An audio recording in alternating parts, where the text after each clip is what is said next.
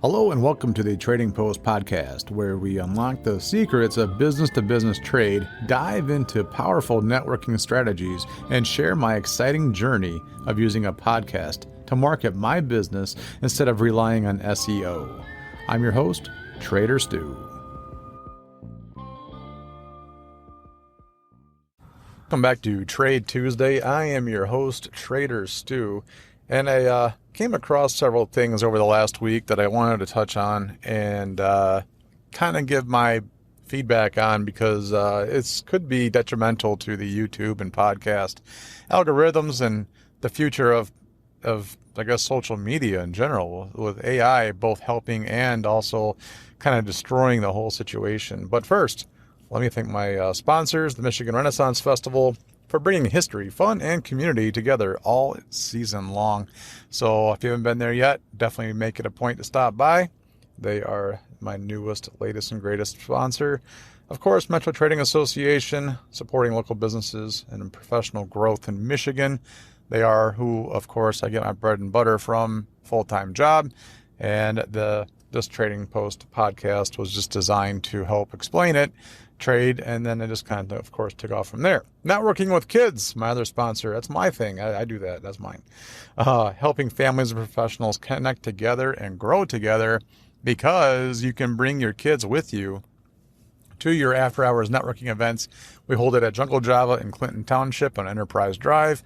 If you're in the area, do stop by, check it out. First Thursday of the month from 4 to 6.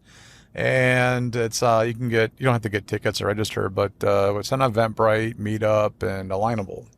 And of course, get prepped.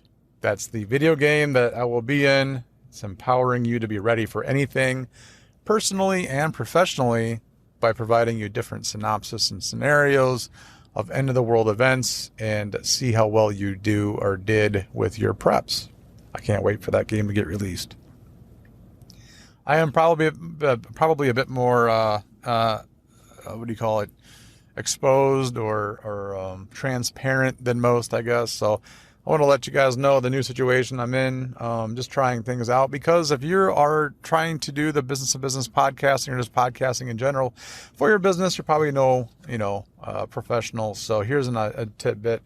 I am trying just to hold the mic in my car right now. And I've seen podcasters do this. Actually, I've seen YouTubers do this, not so much podcasters, but they just hold a mic, or they hold the mic off of their iPhone mic. But the DJI thing in my car, I've noticed I'm not satisfied with the audio quality because it sounds echoey because I'm in my car. And the windshield and the windows are not as acoustically well done as I had hoped for.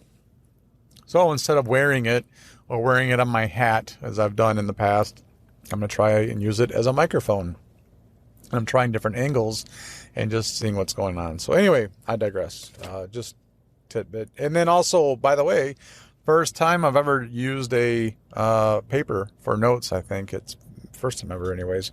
I tried using in my computer or on iPad or whatever, and it's just too cumbersome. It's just, not the iPad, but like my computer. It's one of those yoga things. So it's still pretty thick, not user friendly. So maybe I'll get one of those, those Remarkables tablets. That would be ideal for this situation, I think, to try and manage everything in my car. I really just need to get an RV, man. And, I should just maybe put in one of those, get GoFundMes, I guess, and try and get a Class C so I can have a podcast studio, dude, because I would use it a lot, that's for sure. At any rate, let's get to it. I wanted to go over some legalities. Not that I got in any legal issues, because I did have the voice of reason of my father in my head, and I'm like, you know what, I better do some background. So I guess background on background, 2 wall breaks. I was digging a Sandpoint well in my backyard, trying to be a prepper and get my own water, and just in case things went south. And he's like, you better make sure you can do that, and it's legal in Michigan. I'm like, no, I looked it up, and it's fine. You can get Sandpoint wells in Michigan, and there's nothing you can do about it. Well, come to find out, after I nearly knocked myself out by using a post hole digger, and it came off the pipe, and down came the post hole digger on the top of my head. And thank God I was wearing earmuffs with those the plastic thing on top that went over your head, that saved my life, I think. I got a concussion and everything. I went to the hospital. But I was like, well, I'm going to make sure that I really can just do this before I go through more work and more sacrifice and more pain and suffering, more blood, sweat, and tears, I guess, and then find out that I'm going to get sued by the county or whatever, or my neighbors are going to report me, as they do with everything else that I do, because I'm kind of eccentric. And then I have to take it all out and also pay fines. Come to find out that I called a well diggers and I called the county and all that stuff, and they said Sandpoint wells are in fact legal if they were grandfathered, which my research did not say that specifically, grandfathered in before some clause that came about, I forgot what year. Well, any new Sandpoint wells have to be treated such as a regular well now, where you have to have a concrete barrier and blah, blah, blah, and has to go down so deep and this and that and blah, blah, blah. So anyway, I quit doing it because now I basically just have a fancy post for holding an umbrella in my yard. I didn't get down that deep, not at all. So I'm not nowhere within any kind of water line, or whatever. I think I got maybe one length down. That's probably a few feet. So I got a nice hole for if I want to do a flag, and that's about it. So anyway, I wanted to make sure that I wasn't breaking any legal issues, even though you can buy it online, doesn't mean that it's legal in Michigan. And sure enough, the voice of reason, January 2025, so just passed for the state of Michigan, that you can no longer and cannot use AI-like voices for outbound B2B appointment setting, and it's heavily regulated. So I was using, I mentioned on my last podcast, .co.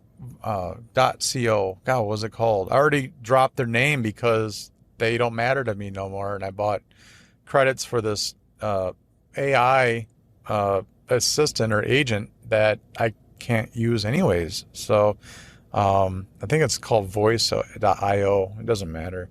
The fact of the matter is any AI voices for trying to get appointments is illegal in Michigan, up to $1,500 per occurrence, which, by the way, I'm on the DNC list, and I get telemarketing calls all the time, but there's nothing I can do about it. Here's what I found out. Actually, I forgot. I did research this. They have to be based out of the United States. So these places that you get, these robo-dialers, are out of like India, right, or Pakistan. There's nothing we can do about it, apparently. But because I'm just a good God-fearing American trying to make it happen, I pay the price. So, at any rate, I didn't pay the price because no one reported me. I only did like several test calls, and it just doesn't work. In general, you can hear the recording or the live situation, and it's super cringy. It's not as awesome as you think it's going to be. I mean, it's every bit as robo-dialer as you think it is. And you think that with AI, it'd be more lifelike and hard to tell the difference. It's not. So the Telephone Protection Act, the TCPA, requires prior expressly written consent for AI-generated or pre-recorded voice calls, even in B2B contexts. So when I was working for ADT and even the job I have now, the DNC list doesn't count for businesses. Like, you can't put yourself on that. The problem is, here's where you get in trouble, is that a lot of business owners use their personal phones. So if the business line gets forwarded to a personal like phone or cell phone, and you call that's a hit. Like that's a problem. So, there's some gray area here, but you just err on the side of caution and just know what you're getting yourself into when you use this, like, what's it called? Air is the other one that people are using to set their appointments. And it doesn't work, by the way. If it was easy, then everyone would be doing it, And I just thought, that I could morph myself into 7 different reps at 7 different times and knock it out of the park. And it's just, there's no easy button here, boys and girls. So violations can result in hefty fines and lawsuits. So compliance is crucial for businesses. Yes. So of course I'm going to waste my credits. That wasn't much. I think I spent $30 to try it out, but thank God I just tried it, get my feet wet. And that's why you do get my feet wet, because something like this happens that they won't disclose. And they're like, oh yeah, it's legal. Now, I did read that using a service instead of like designing your own system, where I think using a service like theirs does provide you a bit of shelter, according to what I looked up and read and researched. And in what way, I'm not sure, because I'm sure there's a clause in the do you agree check mark that we don't read and check mark that they, surpass all legal limits, liabilities, obligations, and, blah, blah, blah, blah, right? And they pass that back on to you. So it's not like they have an insurance policy like a contractor to where if you were to get sued, they would get sued because you're using their service. Somehow they got away from that. I'm sure they did. If they didn't, they would be dumb, I think. So, I guess you got to set your own appointments. Anyway, let's see. What else did I read here? So so some nuances, right? So while it says that, while B2B rules are less strict in business to consumer, the AI voice systems that you use, you must still follow all relevant laws and honor the do not call lists. So when I was calling through ADT, we called through a service. And if somebody asked to be put on the DNC list, then you hit I think it was pound 9 or 9 or whatever. And that was the DNC. 1 was callback, 2 was callback later, 3, it doesn't matter. But needless to say is that when it wouldn't let you call, it scrubbed DNC lists, so it wouldn't allow you to call that number. So it was nice. I don't have that. And actually, I don't even know why or how we got that with ADT, because we had a consumer section, because you had residential and then you had business. So maybe because we had consumers, we had to obey by the business or laws or consumers laws. I'm not sure. But anyway, that's how we did it there.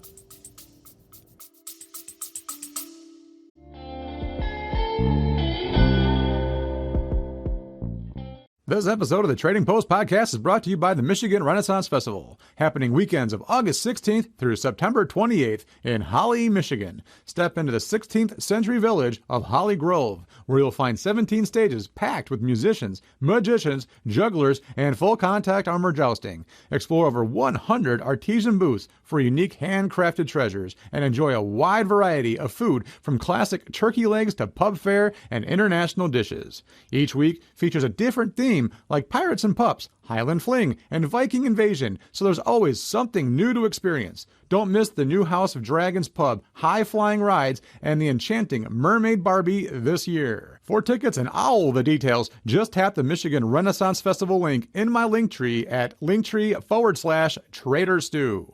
Join the revelry. Thanks to the Michigan Renaissance Festival for supporting the Trading Post Podcast. And I don't understand this must have proper consent. Oh, you know what?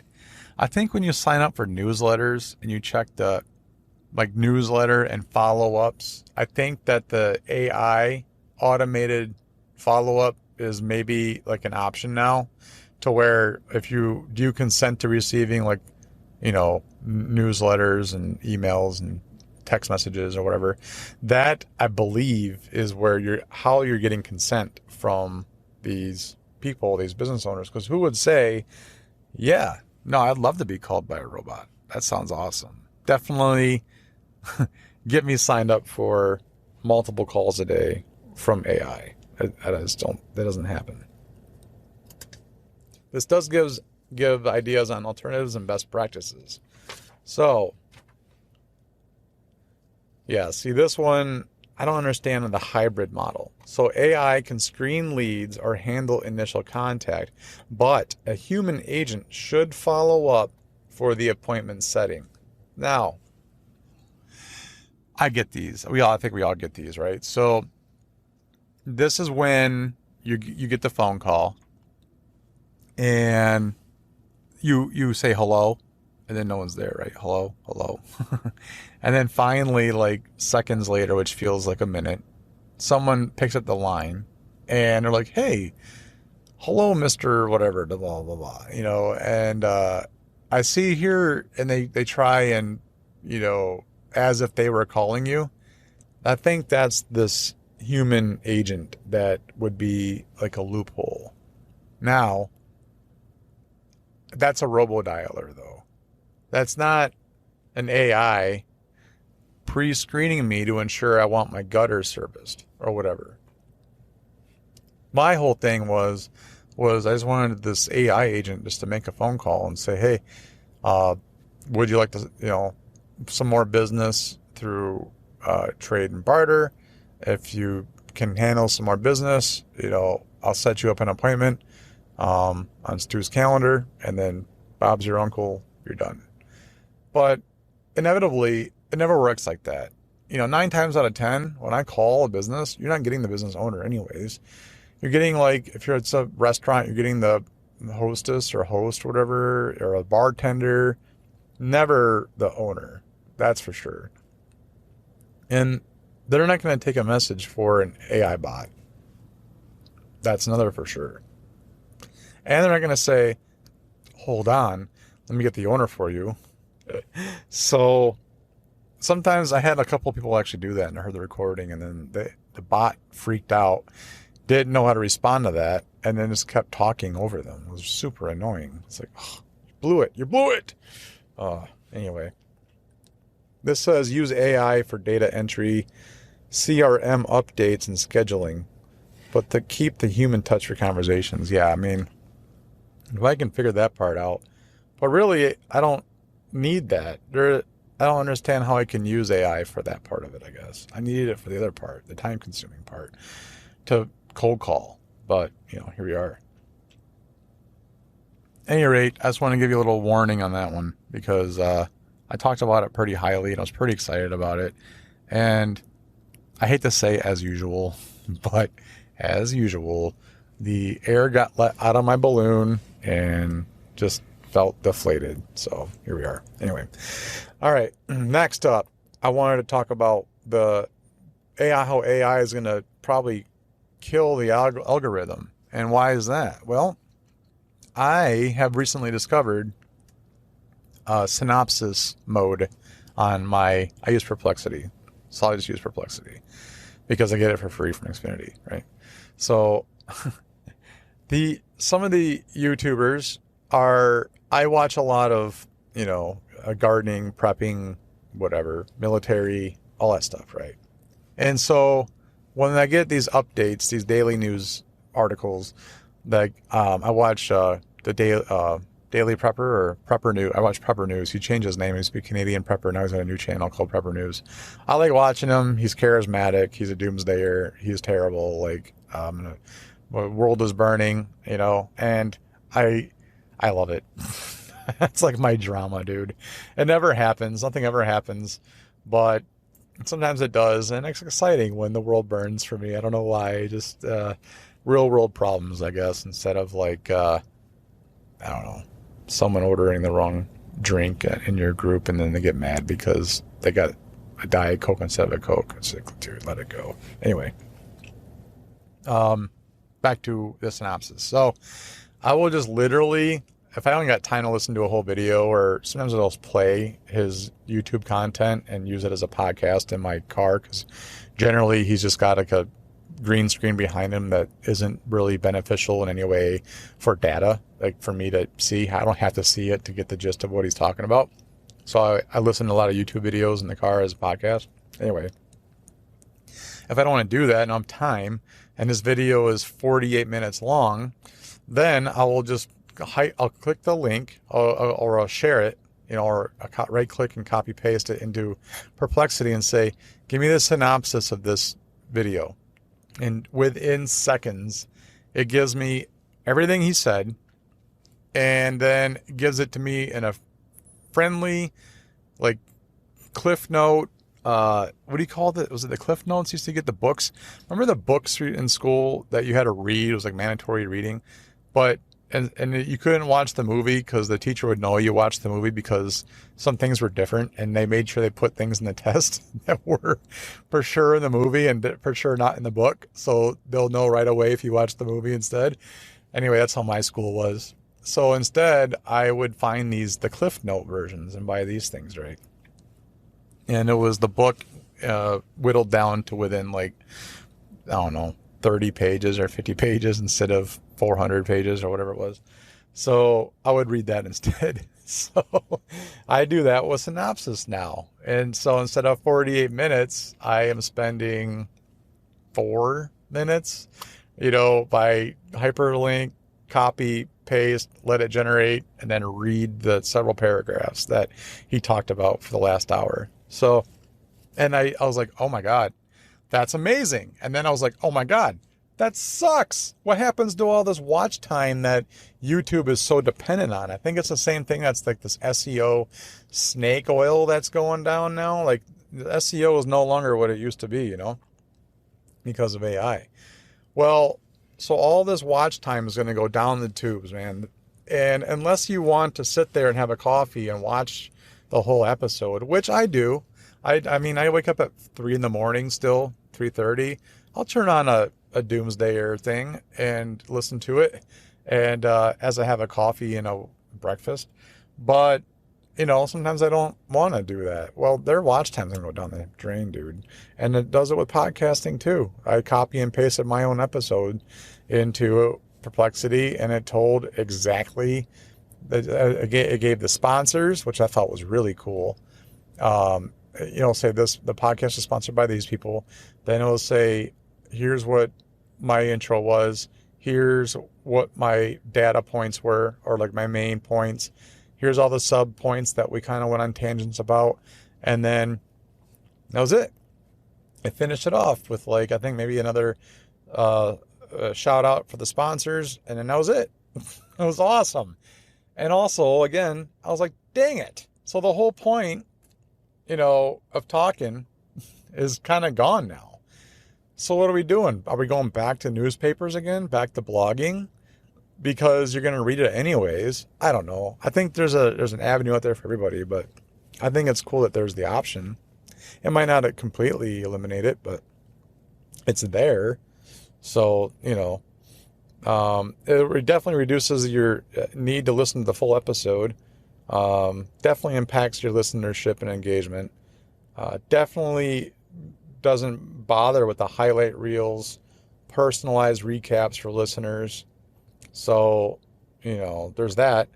And then there's also the impact. If the synopsis becomes too good, then you skip directly to the summaries, and then there goes the value for the long form content that has been pressed for so many years by YouTube and now podcasting. Let's see, what else? Oh, the YouTube and podcast hosts, yes, may need to adapt by offering interactive or personalized experiences that AI can't replicate. I will have to ask AI ideas on what I can do that they can't replicate for the podcasting. Let's see, what else? Oh, let's talk about the opportunities for creators. You can use it as a tool to enhance content and not replace it, I guess. And then it says focus on unique insights, live interaction. Well, yeah, of course, community building, stay relevant. One thing I did notice too, kind of getting to AI, is that a lot of these YouTube videos are starting to annoy me. It's hard to tell initially if they're AI because it's getting so good, but inevitably it screws up and it starts repeating itself. It'll say, like, the podcast said this, and then it'll, like, talk for whatever amount of time, and then it'll say the podcast said this, and then say everything it said after the last time it said the podcast said this. Super annoying. I was driving my way home the other day listening to a YouTube, and I'm like, wait, am I going crazy? Did I just check out? Did I miss something? Is this on repeat? Is this, So, and I skipped it, went to the next one, and I did it again with a different episode on the way home. Super bothersome. So, there's that. What else we got here? AI slop and all that stuff. I'm just kind of going through my notes real quick before I end this one. This is about done. It says YouTube's cracking down on low quality, repetitive AI content, demonetizing or removing it. Yeah, I'm right. I'll believe it when I see that. Whatever you do, be good or be good at it. The thoughts and views expressed in this podcast are solely those of the host and do not reflect the official policy or position of Metro Trading Association. Although the host is an employee of Metro Trading Association, this podcast is intended to educate entrepreneurs on the benefits of professional trading regardless of their location. Additionally, the host reviews various pieces of camping gear due to the Association of Trade, Barter, and Prepping.